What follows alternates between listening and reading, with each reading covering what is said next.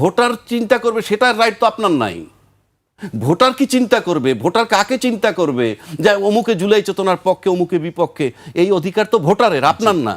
সুতরাং ভোটার কি চিন্তা করবে সেটা তো আমি হাত দিতে পারবো না তার উপরে। স্বরাষ্ট্র উপদেষ্টা এমন এক তথ্য দিলেন, তথ্য দিতে গিয়ে আমাদেরকে আরো প্রশ্নবিদ্ধ করে ফেললেন। তিনি বলেন যে তিনি মোটামুটি নিশ্চিত যে লুণ্ঠিত যে অস্ত্রগুলো, বেহাত হওয়া যে অস্ত্রগুলো, সেগুলো নির্বাচনের দিন ব্যবহার হবে না। বড় মারাত্মক তথ্য, কিন্তু শুধু বক্তব্য নয় এটা। এই 15 মাসে কোন দলটার অ্যাক্টিভিটিস কীরকম, কোন দলের অ্যাক্টিভিটিস ফ্যাসিজমের পক্ষে, কোন দলের অ্যাক্টিভিটিস জুলাই চেতনাধারীদের পক্ষে, কোন দলের অ্যাক্টিভিটিস যারা নিহত হয়েছে আহত হয়েছে তাদের পক্ষে, কোন দলের অ্যাক্টিভিটিস সব কিছু বাদ দিয়ে শুধুই নির্বাচনের পক্ষে, এগুলা ওরা দেখবে। আপনার আমার বলে দেওয়ার ব্যাপার নয়। তিনি কি করে জানলেন যে অস্ত্রগুলো ব্যবহার হবে না সেদিন? তার মানে অস্ত্রগুলো কোথায় আছে বা কাদের হাতে আছে সেটাও তিনি জানেন। এই যে 1400 লোক মারা গেছে, তাদের বাপ চাচা দাদা নানা যারা যে দলই করুক না কেন, তারা যদি দেখে যে যে দলের সে ভালোবাসে, যে দলে সে আছে, কিন্তু সেই দল আওয়ামী লীগের পক্ষে কাজ করতেছে বা ফ্যাসিজমের পক্ষে, আপনি নিশ্চিত থাকেন উপর দিয়ে যাই বলুক ভিতর দিয়ে ভোট তাদেরকে দিবে না।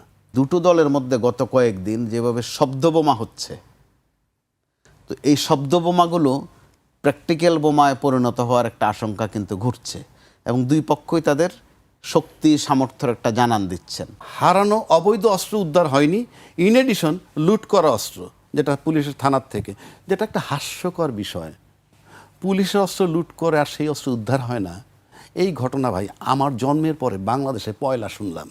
আপনি বিশ্ববিদ্যালয়ের নির্বাচন কে আপনাকে এখতিয়ার দিছে চিঠি দিয়া বন্ধ করে দেওয়ার জন্য?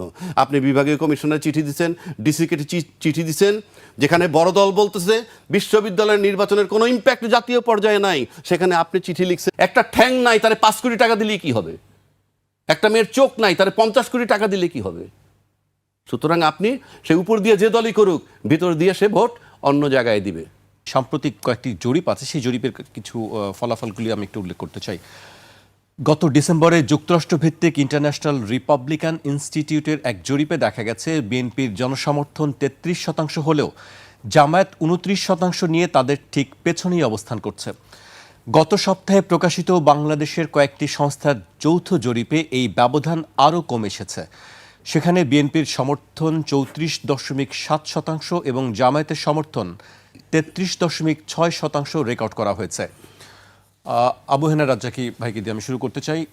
জরিপ আসলে এক এক সংস্থার জরিপ এক এক রকম হয়, আমরা জানি। জরিপ আসলে বলা হয় যে জরিপ পুরোপুরি মানে বিশ্বাসযোগ্য বা পুরোপুরি মানে ক্রেডিবিলিটি আছে এরকম বিষয় নয়, তারপরেও জরিপ একটি ভূমিকা রাখে নিশ্চয়ই। হয়তো রাজ্জাকি ভাই আপনি কীভাবে দেখছেন এই জরিপটাকে?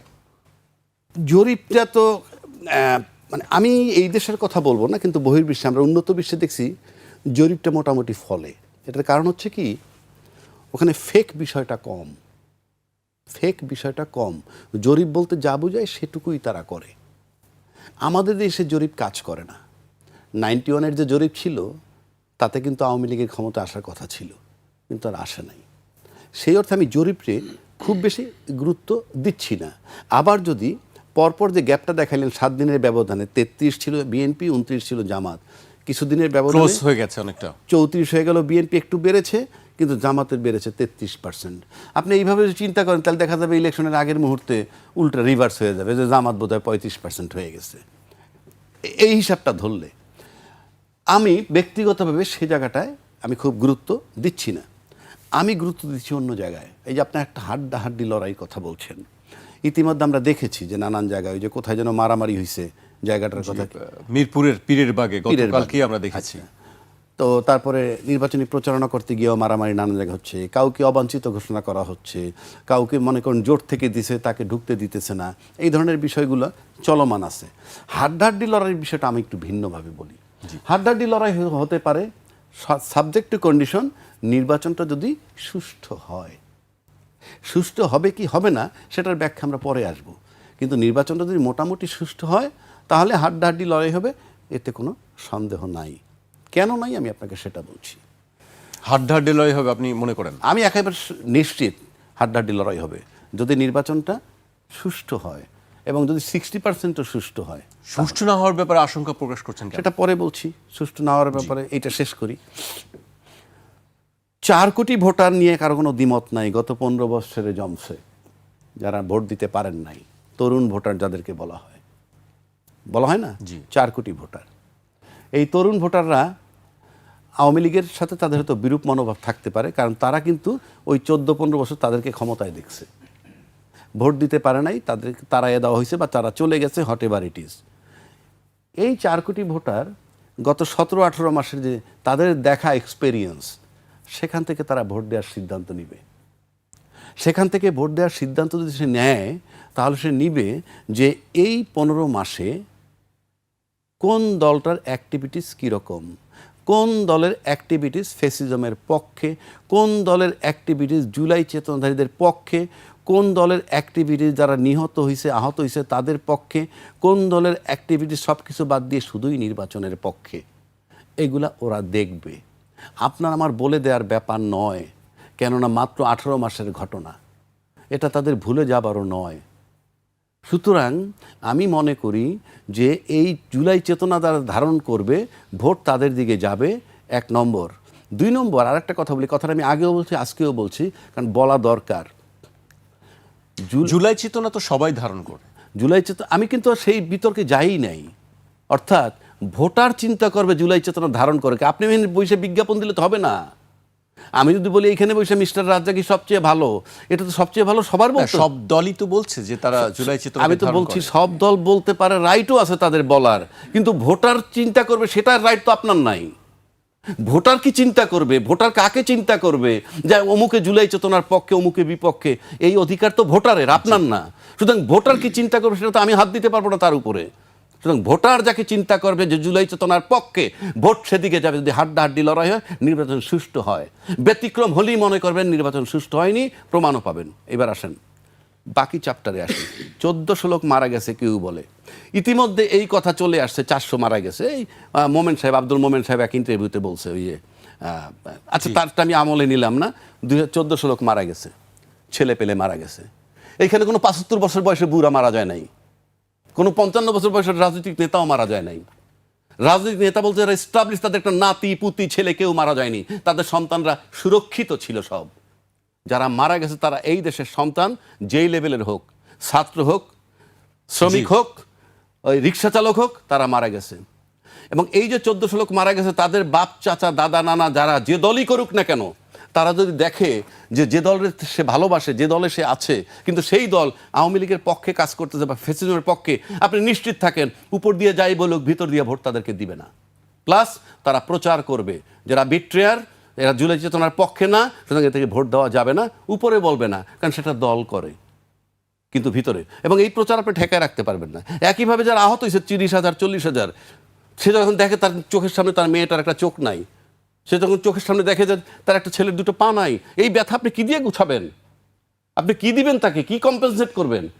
একটা ঠ্যাং নাই, তারে 5 কোটি টাকা দিলেই কি হবে? একটা মেয়ের চোখ নাই, তারে 50 কোটি টাকা দিলে কি হবে?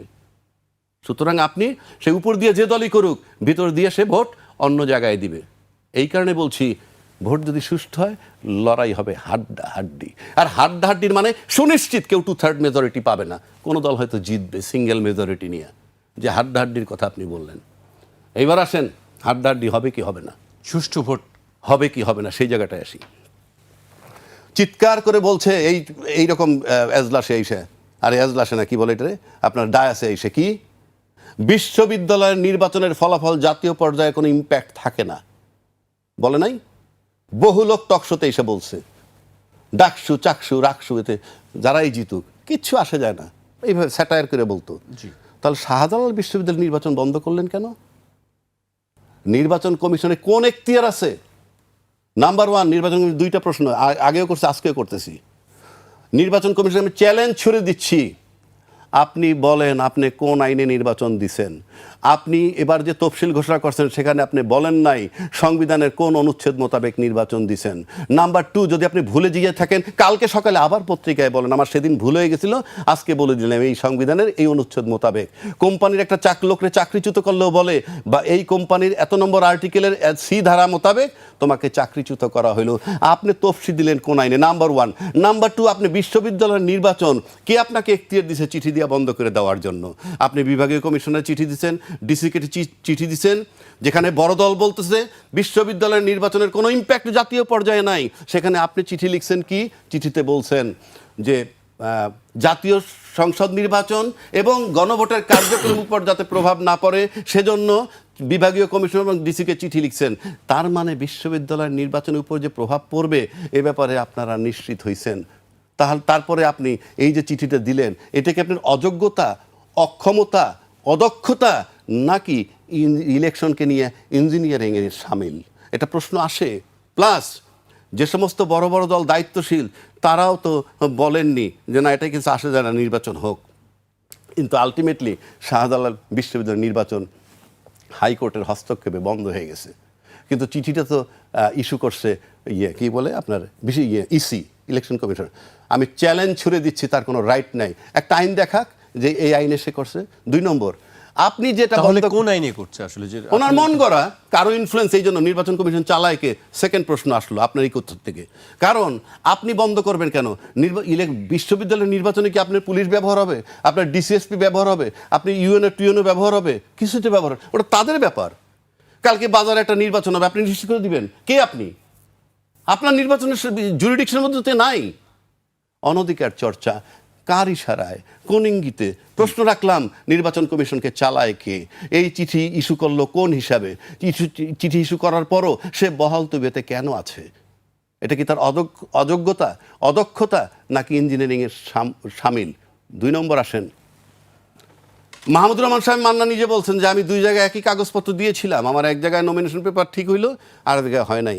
যদিও পরে আবার সেটাকেও আপনি করছেন, একসেপ্ট করছেন। তাহলে এই এই এই দ্বিচারিতা কেন? 1। 2, আপনি একটা স্বচ্ছ, সবাই দেখতেছে দ্বৈত নাগরিকত্বের বহু লোক প্রার্থী হয়েছে। আমি সেই বিষয়ে আমি আসলে আমি আলোচনা করতে চাই, কিন্তু আমি এই পর্যায়ে আমি মোস্তফা কামাল ভাইয়ের কাছে আসতে চাই। যেহেতু হাড্ডাহাড্ডি লড়াইয়ের একটি কথা আমরা বলছি, আলোচনা করছি, জরিপের বিষয়টিও বলছি, এর বাইরে রাজ্জাকি ভাই বলছিলেন যে জরিপের বাইরেও হাড্ডাহাড্ডি লড়াই আমরা দেখেছি বা সেরকম আশঙ্কার কথা। আমি একটু গতকালকের ঘটনা একটু উল্লেখ করতে চাই। রাজধানীর মিরপুরের পীরেরবাগে স্থানীয় বিএনপি ও জামায়াত ইসলামী কর্মীদের মধ্যে ধাওয়া পাল্টা ধাওয়া সংঘর্ষ হয়েছে। এতে উভয় পক্ষের অন্তত 15 জন আহত হয়েছেন। মঙ্গলবার বিকেলে পীরেরবাগ 60 ফুট এলাকায় ঘটনা ঘটে। বিকেলে কয়েকজন নারী পীরেরবাগ এলাকার একটি বাসায় গিয়ে ভোটের প্রচার শুরু করেন। তারা নিজেদের জামায়াতের কর্মী পরিচয় দিয়ে ভোটের প্রচার চালান।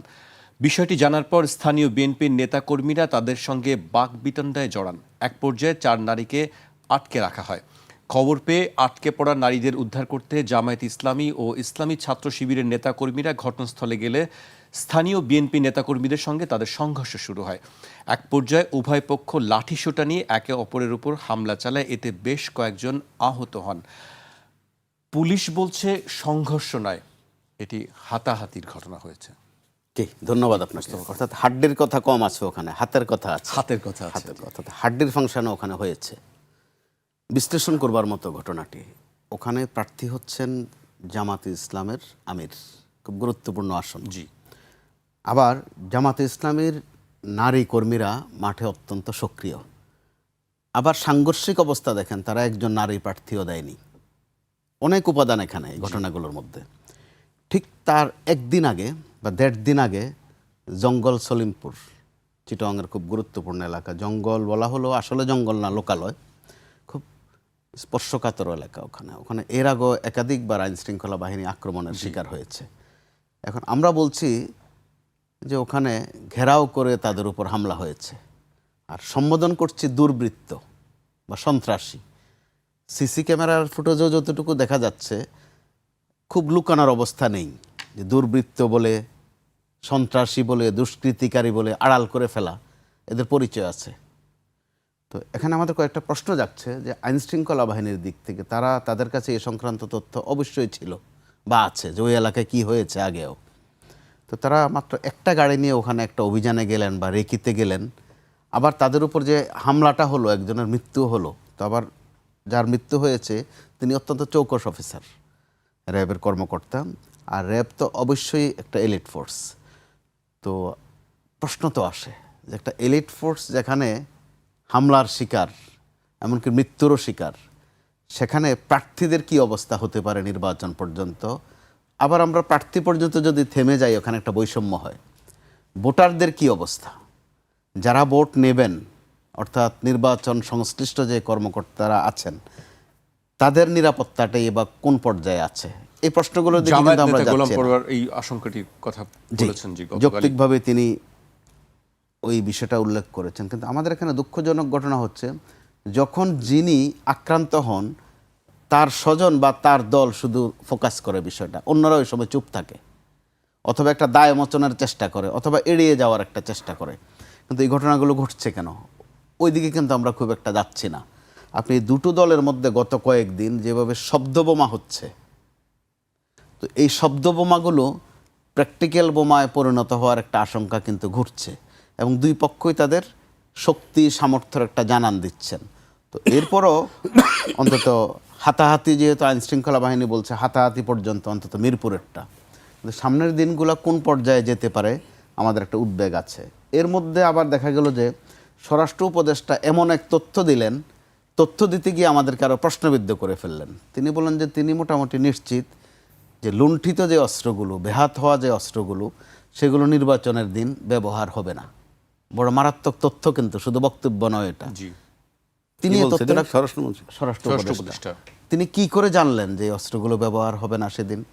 তার মানে অস্ত্রগুলো কোথায় আছে বা কাদের হাতে আছে সেটাও তিনি জানেন।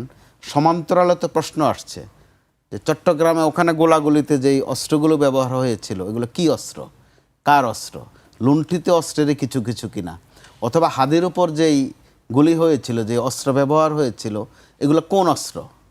অবৈধ তো অবশ্যই, কিন্তু কোন অস্ত্র, লুণ্ঠিত কোনো অস্ত্র কিনা। বরাবর আমরা যেটা দেখে আসি, নির্বাচন যত ঘনায় তত অবৈধ অস্ত্র উদ্ধারের একটা মহড়া চলে, অভিযান চলে। এবার একদিকে প্রচুর অবৈধ অস্ত্র বাইরে, তার উপর আবার বৈধ অস্ত্রেরও কিন্তু অবৈধ ব্যবহার আমরা দেখি। খুব সাংঘর্ষিক অবস্থা। এর মধ্যে আবার জামাতে ইসলাম থেকে একেবারে রাজনৈতিকভাবে, যেটা তারেক রহমান সাহেবের নিরাপত্তা নিয়ে প্রশ্ন ছুড়ে দেওয়া হলো। আপনি দেখেন নিরাপত্তাটা কত প্রাসঙ্গিক, কিন্তু আলোচনায় আবার নিরাপত্তাটা আনছেন না, বরং নিরাপত্তাটা আনছেন এইভাবে যে তারেক রহমান সাহেব যদি এই ধরনের নিরাপত্তা পেতে পারেন, তাহলে জামাতের আমিরও পেতে পারেন। অর্থাৎ এই নিরাপত্তাকে তারা যত না নিরাপত্তার জন্য উচ্চারণ করছেন, তার চেয়ে হচ্ছে ওই যে হেডম দেখানো, স্মার্টনেস শো করা। তো এগুলো তো জনগণের সাথে এক ধরনের তামাশা। কারণ বাংলাদেশে একটা সুবিধা আছে, যতই জনগণ একটা পর্যায়ে বলুক যে না ভাই আমরা কোনো রাজনীতিতে নাই, আমরা আছি নীতি নিয়ে, এটা দিন শেষের কথা। দিনভর কিন্তু সে রাস্তায় থাকে, কোনো না কোনো একটা দলের পক্ষে সে অবস্থান নেয়, বিনা পয়সায় নেয়। সবাইকে যে টাকা দিয়ে আনতে হয় তা কিন্তু নয়। তো যখন এবার নতুন বন্দোবস্ত শব্দটা আমরা শুনছিলাম বারবার, কয়েকটা জায়গায় আমরা একটু আশাবাদী হচ্ছিলাম যে অন্তত পুরো না হোক, আংশিকও যদি হতো, যে নির্বাচনে হাড্ডির কোনো ফাংশন আসবে না, হয়তোবা চালাকি আসবে, চাতুরি আসবে। আরও বিশেষ কারণে, এই কারণে যে এখন যারা মাঠে আছেন, যে দুটা বড় দল বা এনসিপি সহ ধরলে তিনটা, এই তিনটা দল তো অত্যন্ত ঘনিষ্ঠ, চেনা জানা। তারা 24-এর গণ অভ্যুত্থানের বা বিপ্লবের অন্যতম অংশীজন। কিন্তু তারা যে ভূমিকায় এখন অবতীর্ণ হয়েছেন, যেসব শব্দ ছুটছেন, এগুলো কিন্তু আমাদেরকে ভয় জাগাচ্ছে। আর জামাতের ভয়টা একটু স্বাভাবিক আসলে, ভয় অথবা উদ্বেগ। পরপর কয়েকটি জমায়েতে ঢাকা শহর কিন্তু সহ্য করতে হয়েছে, গণজমায়েত যেগুলো বলে। হাদির জানাজাকে ঘিরে একটা জমায়েত, এর পরবর্তীতে তারেক রহমান সাহেবের দেশে আসা উপলক্ষে আরেকটা বিশাল জমায়েত, এরপরে আরেকটা শোকের জমায়েত, বেগম খালেদা জিয়ার জানাজা। এগুলোর সর্বশ্রেষ্ঠটার যে যোগফল, সেটাতে দেখা গেল জাতীয় ঐক্যের একটা বাতাবরণ তৈরি হয়েছে। আপনি বিএনপি পছন্দ করেন আর না করেন, বেগম জিয়ার প্রতি সম্মান, শ্রদ্ধা, তারেক রহমান সাহেবের প্রতি সমবেদনা, এমনকি দোয়া করা। এখানে উল্লেখ করতে চাই, যেহেতু জামাতের কথাটা এসেছে, আপনি খোঁজ নিলে জানতে পারবেন, আমি কয়েকটা ভাষা দেখেছি। জামাতে ইসলামের নেতারা যখন ওই শোক বইতে স্বাক্ষর করেছেন, তাদের চমৎকার চমৎকার বাক্য, শুধু আল্লাহ তারেক রহমান সাহেবকে শোক সইবার শক্তি দেখ, এতটুকু পর্যন্তই নয়, অত্যন্ত আবেগ ঘন বক্তব্য তাদের এক একজনের। কিন্তু আমরা খেয়াল করলাম কি, তারা ওখান থেকে বেরিয়ে এসেই যাকে সমবেদনা জানিয়েছেন তাকে একটা খোঁচা দিচ্ছেন। যেই দলের নেত্রী, অর্থাৎ যিনি আর বিএনপির নেত্রী না, জাতীয় পর্যায়েরও ভিন্ন কিছু, তাকে সম্মান জানাচ্ছেন, ঠিক পরক্ষণে দলীয় কার্যালয়ে এসেই কিছু একটা শর্তযুক্ত কথা বলছেন, হয় নিরাপত্তার কথা আনছেন, অথবা তারেক রহমান সাহেবের নিয়ে এই ধরনের আয়োজন কেন, এত মানুষ কেন, খোলামেলা এইভাবে না বললেও তারা শর্তযুক্ত করে কিন্তু এগুলোর দিকে একটা ইঙ্গিত দিচ্ছেন। তাতে তাদের মধ্যে একটা জেলাসি পরিষ্কার। আরেকটা হচ্ছে তারা হয়তোবা পরিষ্কার করে বলতে পারছেন না যে তারা একটা ফাঁকা মাঠ আশা করেছিলেন। হাড্ডির কথা বলছিলেন, জি। শক্ত অবস্থানের কথা। আমি রাজ্জাকির ভাইয়ের কাছে আসতে চাই আবারও। নির্বাচন আচরণবিধি নিয়েও আলোচনা হচ্ছে বেশ কয়েকদিন ধরেই।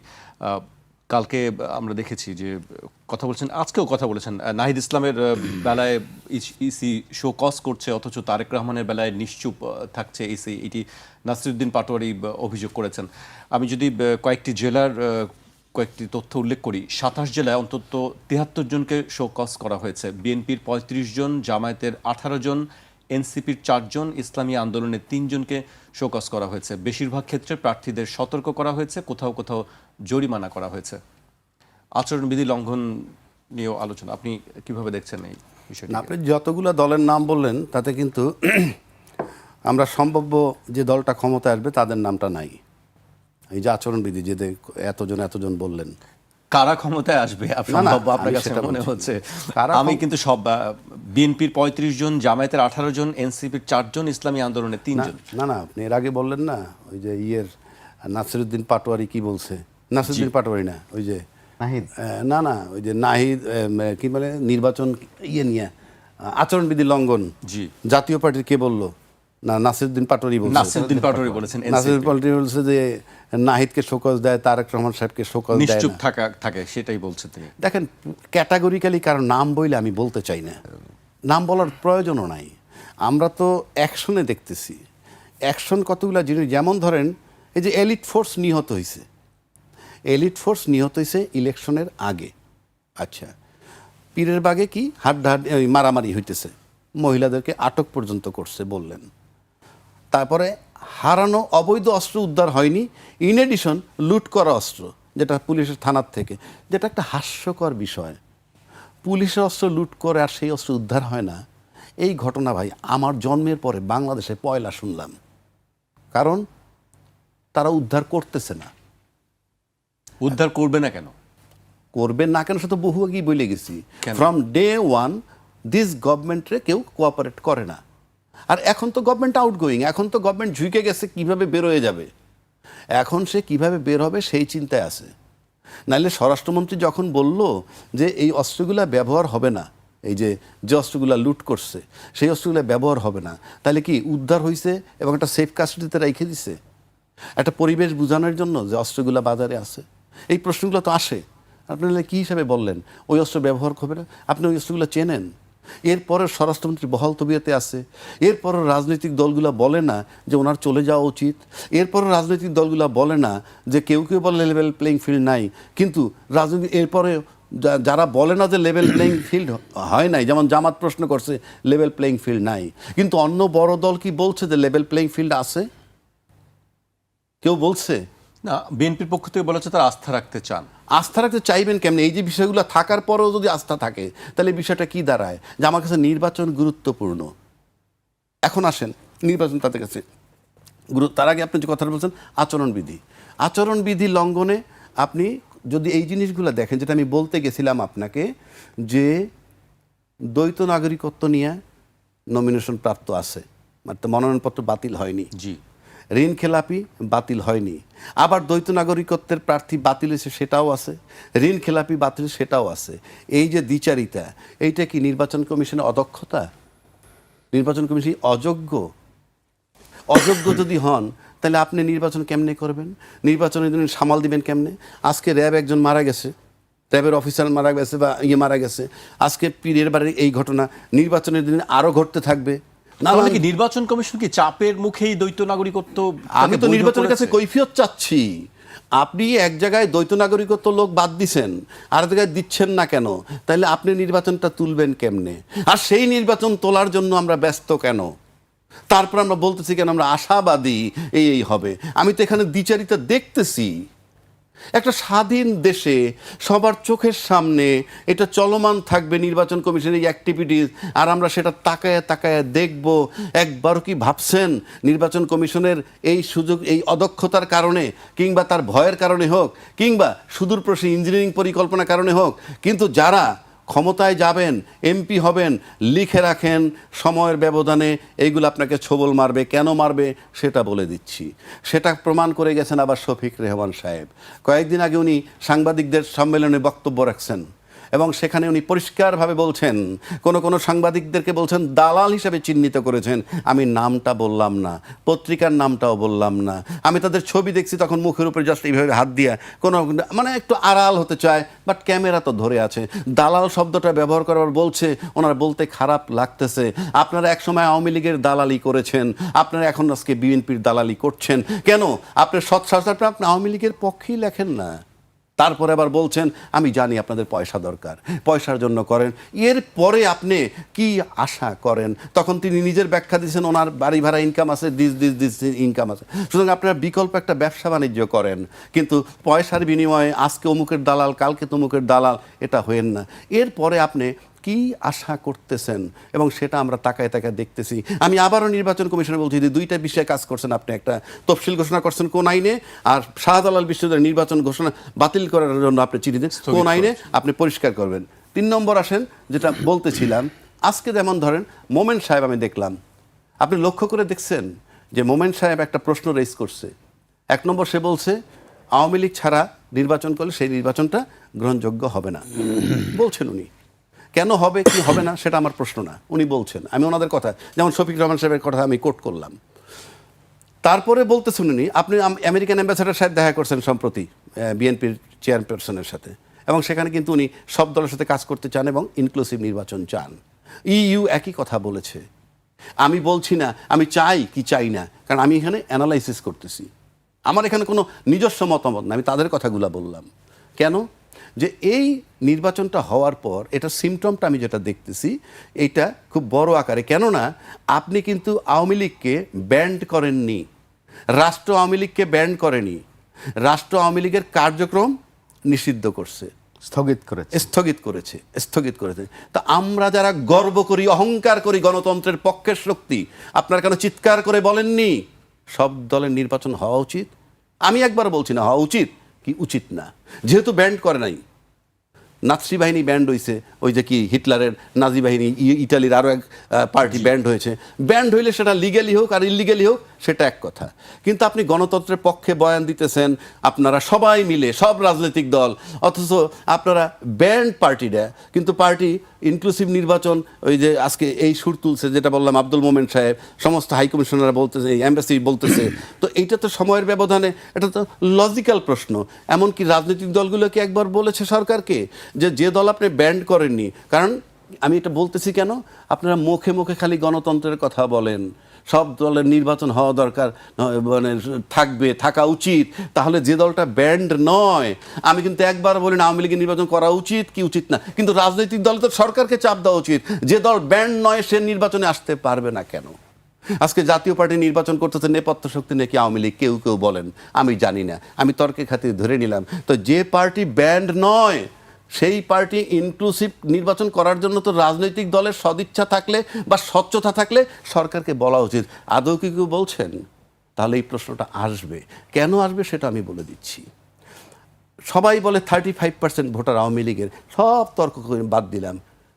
25%ও যদি থাকে, তার 20%ও যদি থাকে, ভোটার মানে জনসংখ্যা, 20% থাকলেও 20 কোটি লোকের 5 কোটি, 5 ভাগের 1 ভাগ হলে 4 কোটি, 4 ভাগের 1 ভাগ হলে 5 কোটি।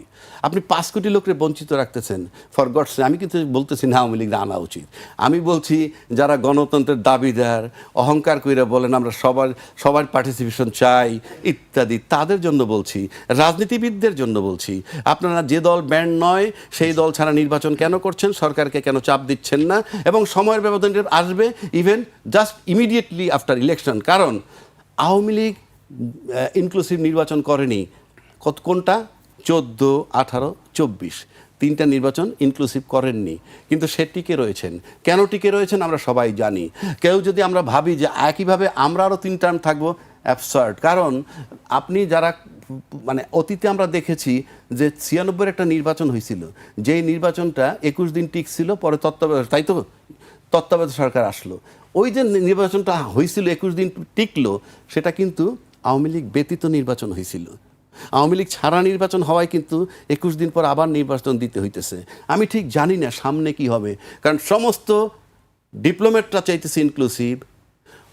ও আব্দুল মোমেন সাহেব বলছে আমরা কিন্তু বসে নাই, আমরা বিভিন্ন জনরে লিখতেছি, বিভিন্ন দেশ বিভিন্ন সংস্কারে লিখতেছি ইনক্লুসিভ নির্বাচনের কথা।